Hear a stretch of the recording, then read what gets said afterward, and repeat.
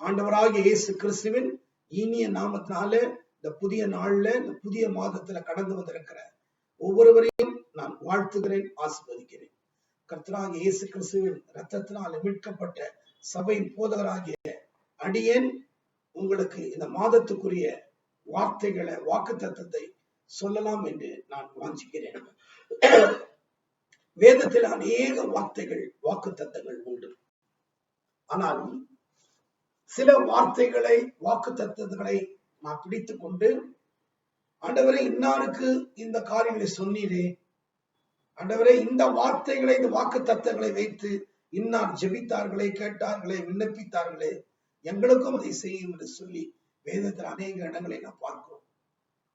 குறிப்பாக சங்கீதக்காரன் அநேக கர்த்தருடைய வார்த்தைகளை சொல்லி ஜெபிக்கிறதை பார்க்கிறோம். அதே போல இந்த புதிய மாதத்திலே, இந்த 6வது மாதத்திலே, இந்த பயங்கரமான நாட்களிலே ஜீவன் எவ்வளவோ பேர் மரித்து போனார்கள். ஆனாலும் இந்த புதிய மாதத்தை காண செய்த நமக்கு கர்த்தர் நமக்கு கொடுத்த மேலான கிருபைக்கான கர்த்தர் ஸ்தோத்திரிக்கிறேன். எல்லாரையும் இந்த வீடியோ பதிவு மூலமாக பார்க்க, கர்த்தருடைய வார்த்தைகளை உங்களோடு பகிர்ந்து கொள்ள கற்றுக் கொடுத்த கிருபைக்கான கர்த்தருக்கு முதலாவது ஸ்தோத்திரத்தை கணக்கிட்டு ஜெபிப்போம். அன்பான இயேசுவே, இந்த வேளைக்கு ஸ்தோத்திரிக்கிறோம். உங்களுடைய கிருபையினாலே, உங்களுடைய மகா இரக்கங்களினாலே, ஆண்டவரே உங்களுடைய அன்பின், ஆண்டவரே ஆவியினாலே, ஆண்டவரே உங்களுடைய வல்லமையினாலே, உங்களுடைய தயவினாலே இந்த நாளை, இந்த மாதத்தை காண செய்தீரே. பிள்ளைகளோடு, உடைய ஜனங்களோடு வார்த்தைகளை பகிர்ந்து கொள்ள கர்த்தர் இந்த நாளை வேலை கொடுத்த காசோடு வார்த்தையை பகிர்ந்து கொள்ள இருக்கிறோம். கர்த்தர்களோடு இடைப்போம், வார்த்தை கொண்டைகளோடு பேசும். அடிமை மறைத்த கர்த்தர் ஒளிப்படும் இயேசு நாமத்திற்கு தான். சகரியா தீர்க்கதரிசியின் புஸ்தகம் 9ஆம் அதிகாரம் 12ஆம் வசனம். சகரியா 9:12, பக்கம் 1099, 1099. நம்பிக்கையுடைய சிறைகளே அரணுக்கு திரும்புங்கள், இரட்டிப்பான நன்மையை தருவேன், இன்றைக்கே தருவேன். நம்பிக்கை உடைய சிறைகளே அரணுக்கு திரும்புங்கள், இரட்டிப்பான நன்மை தருவேன், அதை இன்றைக்கே தருவேன். இந்த வார்த்தை அநேக நேரங்களிலே நாம் ஜெபிக்கிறோம். டெக்ஸ்ட் கார்டு வீட்டுல பாத்தீங்கன்னா டெக்ஸ்ட் கார்டு இருக்கும், வசனம் போட்ட கார்டுகள், அதில் இந்த வார்த்தைகள் இருக்கும். வேதத்துல வாசிக்கிறோம். அநேக கர்த்தருடைய பரிசுத்தவான் ஊழியக்காரர்கள், போதகர்கள், இந்த சுவிசேஷர்கள் இந்த வார்த்தையை சொல்லி தியானிப்பார்கள், ஜெபிப்பார்கள், இந்த வாக்கு தத்தத்தை சொல்லுவார்கள். ஆனால் கர்த்தர் எத்தனையோ வாக்கு தத்தை கொடுத்தார். மார்ச் மாதம் ஒரு வாக்கு தத்தை கொடுத்தார். கர்த்தருடைய நாமம் பலத்த துர்க்கம், நீதிமான் அதை கூடி சுகமாய் தங்குவார். ஏப்ரல் மாத கர்த்தர் நல்லவர், இக்கட்டு நாளில் அவர் அரணான கோட்டை, தம்ம நம்புகளை அறிந்திருக்கிறார் சொல்லிப்பார். மே மாதத்துல சமாதானத்தின் தேவன் தாமே சாத்தானை உங்கள் கால்களை நசுக்கி போடுவார். கர்த்தராகிய இயேசு கிறிஸ்துவின் கிருபைகள் அனைவரோடு கூட இருப்பதாக சொல்லி இந்த மாதத்தை வாக்கு. 2ஆம் மாதத்துல நீடித்த நாட்கள் அவன் திருப்தியாக்கி என் ரட்சிப்பை அவனுக்கு காண்பேன். 2ஆவது பிப்ரவரி மாதத்துல இந்த வருஷத்துக்கு ஒரு வாக்கு தத்தம் கொடுத்தார். ஆரம்பமே ஒரு அந்த வாக்கு தத்தம் எனக்கு ரொம்ப ஆச்சரியமா இருந்தது. அவர் உன் துக்கத்தையும், உன் தத்தளிப்பையும், உன் அடிமைதனத்தை நீக்கி உனக்கு இளைப்பாறும் அக்காலத்திலே என்று சொல்லி ஒரு வாக்குத்தத்தம் ஏசாயா 14:3. இப்படி துக்கம், தத்தளிப்பு, துக்கம் இருக்கும், தத்தளிப்பு இருக்கும், அடிமைதனங்கள் இருக்கும். இவைகளாம் சொல்லி ஜனவரி 1ஆம் தேதி வெளிப்படுத்திட்டார். அதே மாதிரி துக்கமும் நமக்கு இருக்குது, தத்தளிக்கிற காலத்துல இருக்கிறோம். அதே நேரத்துல ஒரு அடைப்பு, அடிமைதனம் போன்ற ஒரு அடைப்புல இருக்கிறோம். இதையெல்லாம் ஆனா ஒரு விஷயம் என்னன்னா, கத்தை விளையாட்ட நீக்கு போட சொல்லி வாக்கு பண்ணால் அதே போல நீக்கும். இந்த போன மே மாசம் சமாதானத்தின் தேவன் தாமே சாத்தானை கால்களை நசுக்கி போடுவார். கர்த்தராகிய இயேசு கிறிஸ்துவின் கிருபை உங்கள் அனைவரோடு இருப்பதாக. தொற்று நோய்கள் பரவி இருந்தால், தொற்றுகள் நாடுக்கு நாள் பரவி இருந்தாலும், அது என்ன சூழ்நிலை இருந்தாலும் அவருடைய கிருபை நம்ம கூட இருக்கும் பொழுது சாத்தானை நம்ம கால்களிட்டு. சரி, அது ஒரு பக்கம். இப்போ எவ்வளவு வாக்குத்தத்தம் பண்ணியிருக்கேன். ஆனா இந்த வாக்குத்தத்தம் நம்பிக்கையுடைய சிறைகளை அவனுக்கு திரும்புகள், இரட்டிப்பானது. இன்னைக்கு தலைப்பு என்னன்னா ரெட்டிப்பான நன்மை. Return to the stronghold. You prisoners of hope, even today I declare that I will restore double to you. ரெட்டிப்பான நன்மை தருவேன், அதை இன்றைக்கு தருவேன். Even today I declare that I will restore double to you. Double. ஆமா, புரியுங்களா? டபுள்னா என்ன அர்த்தம்? ரெட்டிப்பு. ரெட்டிப்பான நன்மை என்று சொல்லும் பொழுது அநேக பேருக்கு என்ன எண்ணம் ஒண்ணுன்னா, உலக பிரகாரமான ஒரு ஆசீர்வாதம், ஒரு ஆவிக்குரிய ஆசீர்வாதம், ரெட்டிப்பான நன்மையில தருவார் அப்படின்னு சொல்றாங்க. தமிழ்ல பழமொழி சொல்லுவாங்க, ஒரே கல்லுல 2 மாங்காய் அடிக்கிறாங்க அப்படின்னு சொல்லுவாங்க. ரெட்டிப்பான இருக்கு. ஏன் சொல்ற அருமையான கர்த்தர் பிள்ளைகளை, இன்னைக்கு இந்த உலக பிரகாரமான ஆசீர்வாதத்தை குறித்து நான் பேச போறது கிடையாது. I'm not going to speak about the worldly blessing. இந்த ஆசீர்வாதம் ஏற்கனவே நமக்கு இருக்குது. ஆமா, உண்ணுக்கிறது, உடுத்துவது, குடிப்பது, இந்த உலகத்துல வாழ்க்கை ஆசீர்வாதத்தை கர்த்தர் வைத்திருக்கிறார். நீங்க கேட்காவிட்டாலும் கேட்காவிட்டாலும் கர்த்தர் இந்த ஆசீர்வாதத்தை கொடுக்க ஆயத்தமா இருக்காரு. பட் இன்னைக்கு கொஞ்சம் வித்தியாசமா நம்ம பார்ப்போம். ரெட்டிப்பான நன்மைகள் என்று சொல்லும் பொழுது, நான் மெடிடேட் பண்ணும் பொழுது கர்த்தர் எனக்கு 2 வார்த்தை கொடுத்தார். அது என்னன்னா, ரெட்டிப்பான என்று சொல்லும் பொழுது ஒண்ணு ஆத்துமாவுக்கு, இன்னொன்னு ஆவிக்கு. ஆமா, spiritual blessing for the soul, spiritual blessing for the spiritual life. நல்லா கவனிங்க. spiritual blessing for the soul and also spiritual blessing for the spiritual life. ஆவிக்குரிய ஆசீர்வாதங்கள் ஆத்துமாவுக்கு, ஆவிக்குரிய நன்மைகள் ஆவிக்குரிய ஜீவியத்துக்கு. நல்லா கவனிங்க. ஆவிக்குரிய ஆசீர்வாதங்கள் ஆத்துமாவுக்கு, ஆவிக்குரிய நன்மைகள் ஆவிக்குரிய ஜீவியத்துக்கு. இப்படிதான் அது. இதுக்கு பேர் தான் ரெட்டிப்பான நன்மை. அநேக பேர் ரெட்டிப்பான நன்மைக்கு ஒரு விளக்கம் சொல்லுவாங்க. அதான் நான் யாரையும் குறை சொல்லல. உலக பிரகாரமான ஆசீர்வாதத்தை கொண்டு வந்து அதை இணைத்து பேசும், அதுவும் நல்லது, அதுவும் ஏற்றுக்கொள்ளக்கூடியதான். ஆனால் வாட்ட போட்டு ஆண்டவர் நம்முடைய சரீரத்தை குறித்த விட ஆத்மாவை குறித்து தான் ரொம்ப கவலை உள்ளவராக இருக்கிறார். மனிதன் உலகம் முழுவதையும் ஆதாயத்தை பிடித்துக் கொண்டாலும் தன் ஆத்மாவை, அதாவது தன் ஜீவனை நஷ்டப்படுத்தினால் அதனால் அவனுக்கு லாபம் என்ன என்று ஆத்மாவை குறித்து அவனுக்கு கவலை. ஏன்னா சரீரம் அழியக்கூடியது. நீ மண்ணிலிருந்து எடுக்கப்பட்டாய், மண்ணுக்கே போவாய். அது சரீரம் இட்ஸ் பிலாங் டு டஸ்ட். அது நமக்கு சரீரத்துக்கு பேரு டஸ்ட்னு பேர். நம்ம மண்ணென்று நினைவு கூறுகிறார். ஆமா, ஏன்னா மண்ணுல உருவாக்குறாரு. ஆனா நமக்கு மண்ணுன்னு நம்ம நினைக்கிறோம். சரீரத்தை குறித்ததான பிரச்சனை அல்ல. சரீரம் அழியக்கூடியது. அதுக்கப்புறம் ஒரு சரீரம் வரும்.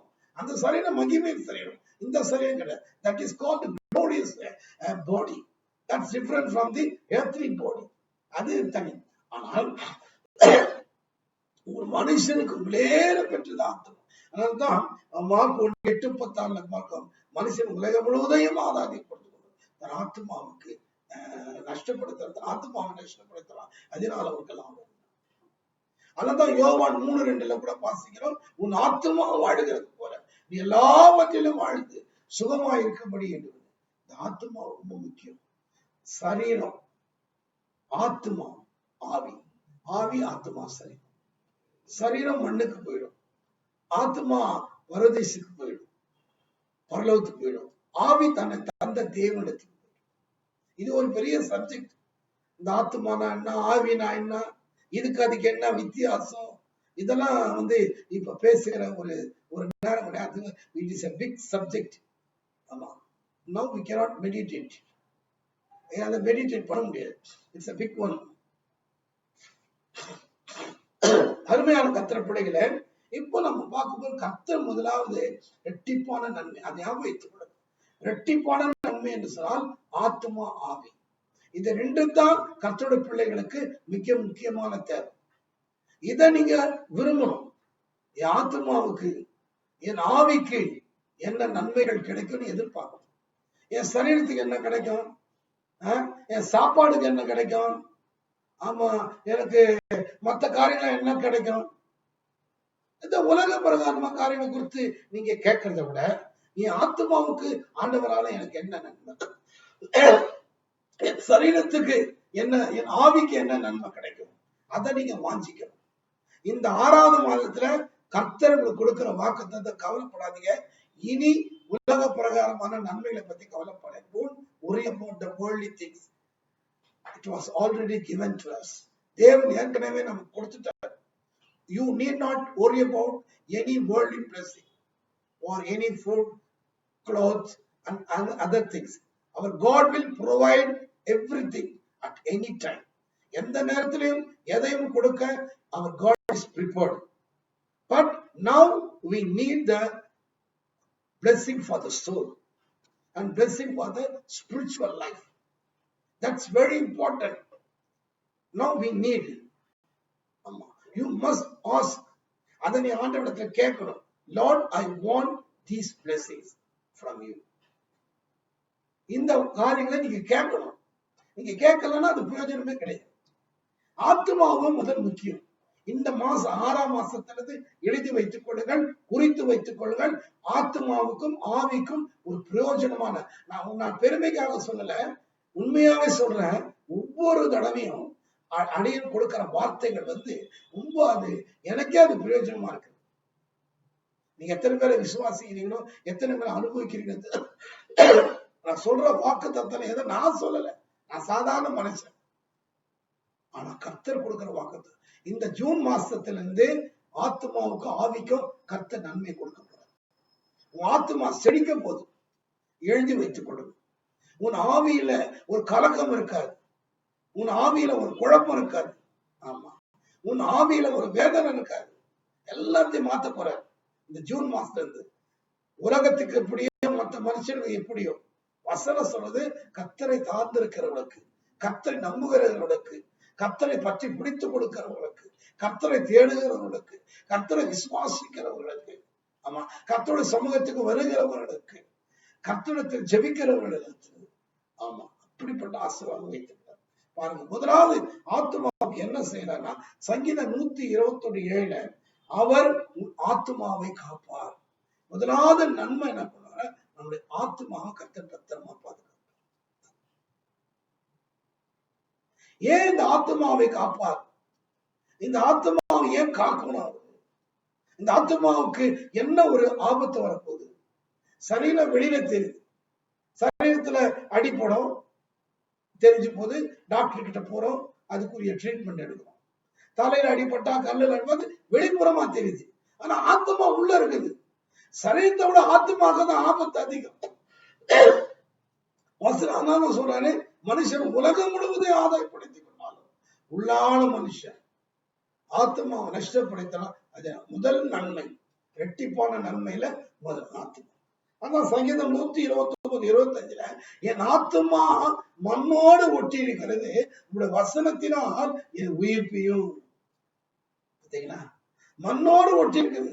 ஆமா, எப்ப பார்த்தாலும் மண்ணு மண்ணு, உலகம் உலக மாம்சம். அதான் யோவான்ல பாக்குற உண்மையான, உலகத்திலும் உலகத்தில் உள்ளவைகளிலும் அன்பு கூறாதீர்கள் அப்படின்றார். ஏன்னா உலகம் சிநேகம் தேவனுக்கு விரோதமான பகை. உலகத்துல எல்லாம் அடங்கிருக்கு. நம்ம சரீரம் மட்டும், நம்ம எண்ணங்கள், சிந்தனைகள், ஆத்மா ஃபுல்லா மண்ணோடு ஒட்டி இருக்கு. அதனாலதான் நம்ம வழி விலகி போறோம். விசுவாச ஜீவித்து விலகி வர காரணமே உலக ஆசை. பாருங்க, லோத்தின் மனைவி என்ன பண்ணா, அவ சரீரம் வெளியில வந்துருச்சு, ஆனா ஆத்மா வெளியே வரல. ஆத்மா அங்கேயே இருக்குது, வீட்டு மேல இருக்குது. பின்னி திரும்பி பார்த்து என்ன பண்ண, உப்பு தூணாயிட்டார். பின்னிட்டு பார்த்து சரீரம் வெளியே கொண்டு விட்டாரு. தூதரை கையை பிடிச்சி தரத்தரை இழுத்து வெளியே கொண்டு விட்டாங்க. ஆனா ஆத்மா அங்கதான் ஒட்டிங்க. பழைய வீடு, பழைய இடம், அந்த சோத குமாரிலே ஒட்டினு. ஏன்னா ஆத்மா மண்ணோடு ஒட்டி இருக்கிறது. இப்படி வசனத்தின் விளையில உயிர்ப்பை உடமையான ஒரு வார்த்தை பார்த்தீங்களா? அதனால்தான் சங்கீதக்காரன் அவர் உன் ஆத்மாவை காப்பார். இந்த ஜூன் மாசத்திலிருந்து நீங்க கவலைப்படாதீங்க, உங்க ஆத்மாவை அவர் காக்க வல்லவராக இருக்கிறார். சரீரத்தை அழிக்கிறவனுக்கு நம்ம பயப்படக்கூடாது. ஆத்மாவை சரீரத்தையும் காக்கிற தேவன் நம்முடைய தேவன். நம்முடைய ஆத்மாவை காப்பார், சரீரத்தை பாதுகாப்பார். சரீரத்தை பிசாசு அழிப்பான், ஆத்மாவை அவனால தொட முடியாது. அருமையான கர்த்தர் பிள்ளைகளே, முதல் நன்மை நமக்கு ரெட்டிப்பான நன்மை. இதை கொஞ்சம் வித்தியாசமா நம்மளுக்கு சொல்றேன். அந்த ரெட்டிப்பான நன்மைனா முதல் ஆத்மா, இரண்டாவது ஆவிக்குரிய ஜீவியம், the spiritual life, blessing for the soul and the blessing for the spiritual life. எனவே ஞாபகம் வைத்துக் கொள்ளுங்கள், வசனம் அப்படித்தான் சொல்லுகிறது. ஏசாயா 38:17 நீங்க ஒரு வசனம் இருக்குது, அருமையான ஒரு வசனம். அது என்ன வசனம் தெரியுங்களா? வாசிக்க பாருங்க, சீக்கிரம் நான் முடிக்கிறேன். ஏசாயா 38:17 சொல்றாரு பாருங்க. இதோ சமாதானத்திற்கு பதிலாக மகா கசப்பு வந்திருக்கிறது. தேவரீரோ என் ஆத்துமாவை நேசித்து அழிவின் குழிக்கு விலக்கி நீர் என் பாவங்கள் எல்லாம் உமது முதுகுக்கு பின்னாக. அழிவின் குழி, ஆத்துமாவை காப்பார் என்று சொன்னால் அழிவின் குழி, அழிவின் குழி. ஆமா, பாவம், மீறுதல்கள். ஆமா, இந்த அழிவின் குழிக்கு விலக்கி காக்க. இன்னொரு இடத்துல நீங்க பாத்தீங்கன்னா சங்கீதம் 49, பாதாளத்தின் வல்லமைக்கு தப்பு வைக்கிறார். பாதாளத்தின் வல்லமைக்கு தப்புங்க. சங்கீதம் 14 நீங்க பாத்தீங்கன்னா அருமையான கர்த்தர் பிள்ளைகளே, இந்த அருமையான வசனம் எல்லாருக்கும் தெரிஞ்சவரும். சங்கீதம் 14 என்ன சொல்ற பாத்தீங்கன்னா, என் ஆத்துமாவை பாதாளத்தில் விடி உம்முடைய பரிசுத்தமான அழிவை காண ஒட்டி. என் ஆத்துமாவை பாதாளத்தில் விடி உம்முடைய பரிசுத்தமான அழிவை காண ஒட்டி. அதனால அருமையான கர்த்தர் பிள்ளைகளை, தேவஜனமே, நான் சொல்ல காரியம் உங்களுக்கு என்னவென்றால், முதலாவது கர்த்தர் இந்த ஜூன் மாசத்துல ஆத்மாவை பாதுகாப்பார்.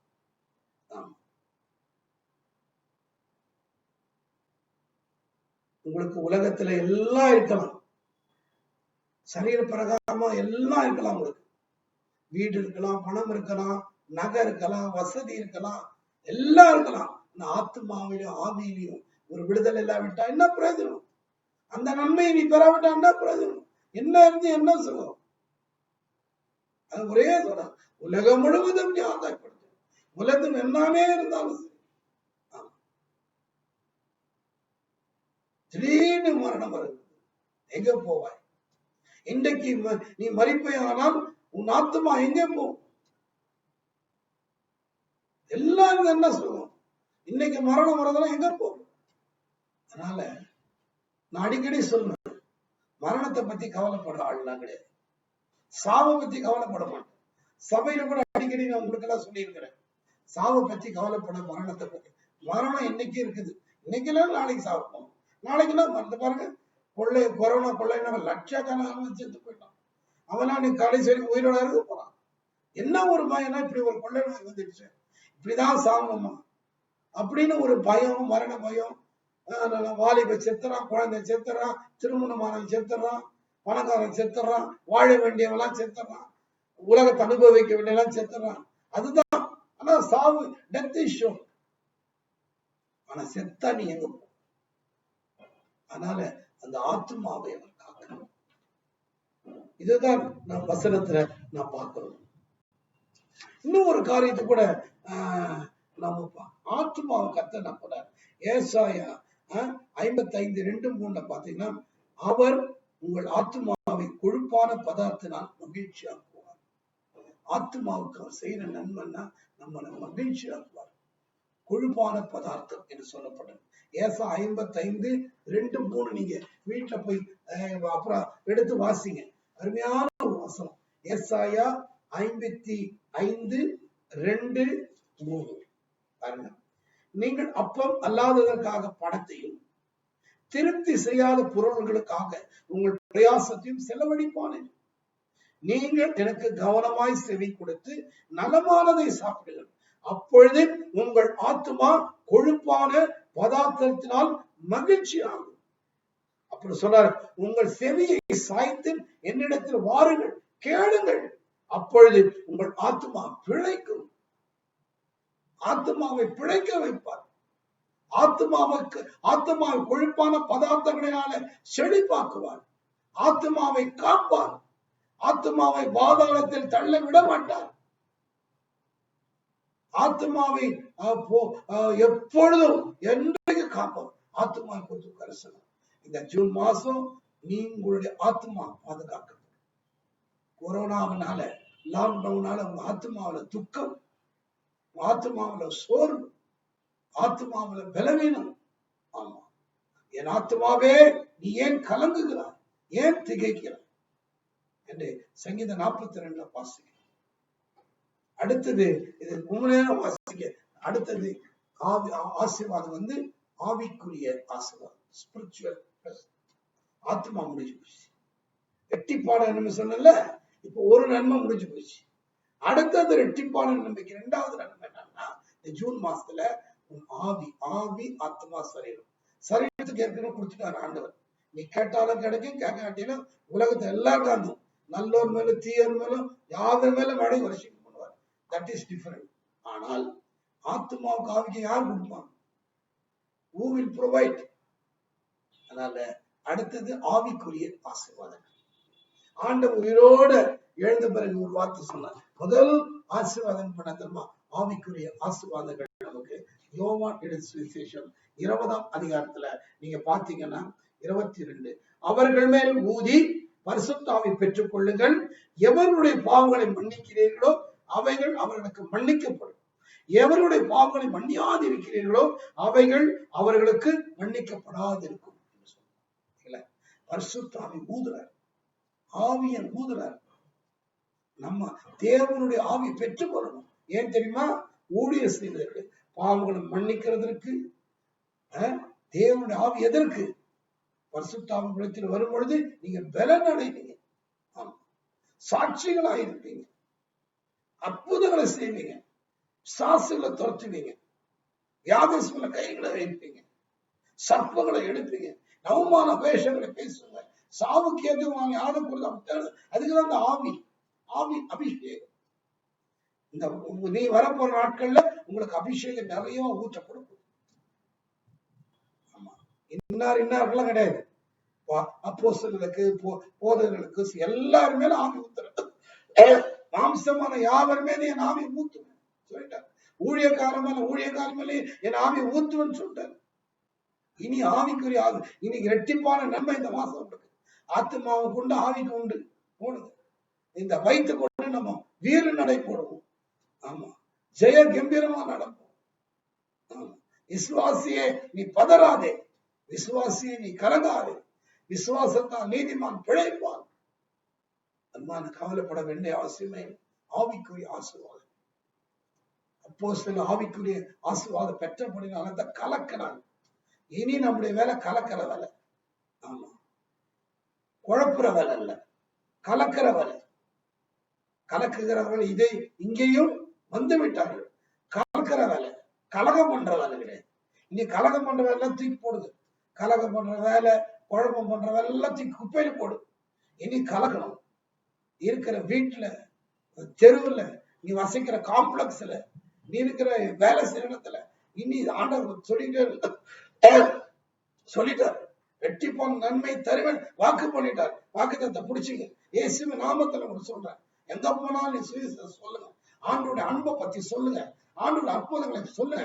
அற்புதங்கள் உங்க மூலமா அற்புதம் நடக்கட்டும்.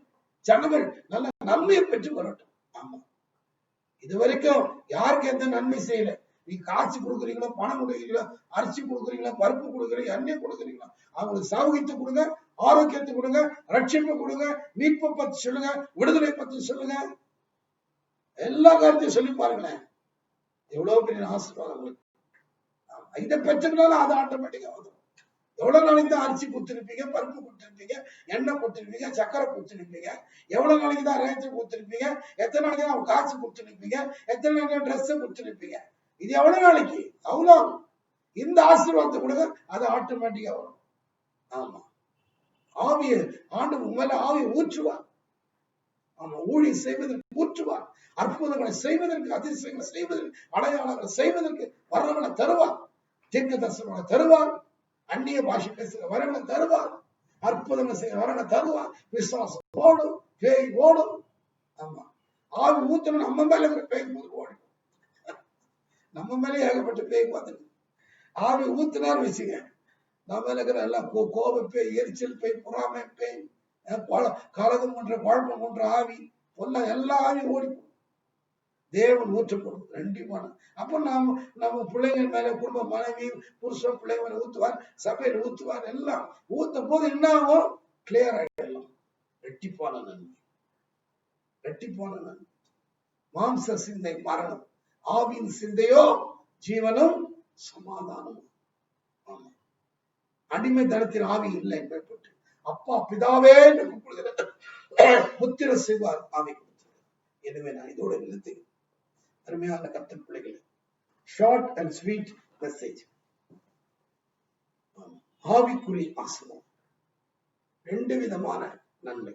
இப்ப சொல்லுங்க, இப்ப ஜூன் மாசம் 2 விதமான நன்மைகளை வைத்திருக்கிறார். இரட்டிப்பான நன்மை தருது. ஒன்று ஆத்மாவுக்குரிய நன்மை, 2வது ஆவிக்குரிய ஜீவித்துக்குரிய நன்மை. Spiritual blessing for the soul, spiritual blessing for the spiritual life. இதை ஞாபகம் வைத்துக் கொள்ளுங்கள். நம்ம செபிப்போம், இந்த வசனத்தை வைங்க. இந்த மாசம் நடக்கும், நடக்கணும், நடக்கும். இயேசு நாமத்துல தீர்க்கிறது. ஜெபம்.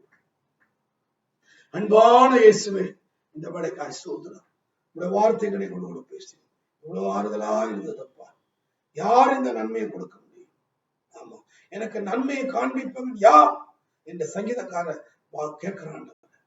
சங்கீதம் நாம் வாசிக்கிற புஸ்தகத்துல, எனக்கு நன்மையை காண்பிப்பவன் யார்? எங்களுக்கு உலகத்துல யார் இந்த ஆவிக்குரிய நன்மையை தர முடியும்? என் ஆத்மாவுக்கு யார் நன்மை செய்ய முடியும்? என் ஆவிக்கு யார் நன்மை செய்ய முடியும்? ஆமா, சரீரத்துக்கு கொடுத்துடலாம், உலக பிரகாரமான காரியங்களை கொடுக்கலாம். ஆனா ஆத்மாவுக்கு ஆவிக்கு கொடுக்கிறவன் நீர் ஒருவன் தானப்பா. உம்முடைய ஆத்மாவை நாங்கள் செழிப்பாக வேண்டும் என்பதற்காக உம்முடைய ஆத்மாவை மரணத்தில் ஊற்றினேன். அவர் தம்முடைய ஆத்மாவை மரணத்தில் ஊற்றி எங்கள் ஆத்மா பிழைக்கணும், எங்கள் ஆத்மா செழிக்கணும். ஆண்டவரே, நாங்கள் வளரணும், நாங்கள் பாதுகாக்கப்படும் சொல்லி உம்முடைய ஆத்மாவை மரணத்தில் ஊற்றி நீ உயிரோட எழுந்தவுடனே முதல்ல கொடுத்த ஆசீர்வாதம் ஊதுவீர், ஊதுவீர் போ, பாவங்களை மன்னிச்சுங்கன்னு சொன்னார். எங்களுடைய பாவனை மன்னிக்கணும், பாவம் மன்னிக்கப்படும் சொல்லி ஒரு உறுதி, ஆண்டவரே ஒரு வாக்குத்தத்தம், ஒரு தைரியத்தை கொடுத்தீரே. எங்கள் மேல நாட்களை ஊதும், ஊற்றும், எங்கள் மேல நீ ஊதும், எங்கள் மேல நீ ஊற்றும், அது போதும். எங்களுக்கு பெரிய காரியம் கேட்ட பிள்ளைகளை இயேசு நாமத்தில் வாழ்த்து. பிள்ளைகள் இந்த மாதத்துல ஒரு குறைவில்லாத நீ வரப்போ நாட்கள் எல்லாம் செழிப்பான நாட்களாக, நன்மை நாட்களாக, விடுதலை நாட்களாக, சமாதானத்தின் நாட்களாக, சௌக்கியமும் ஆரோக்கியம் நிறைந்த நாட்களாக, துன்பங்கள் துக்கங்கள் நீங்க நாட்களாக மாற்றி தருவீராக.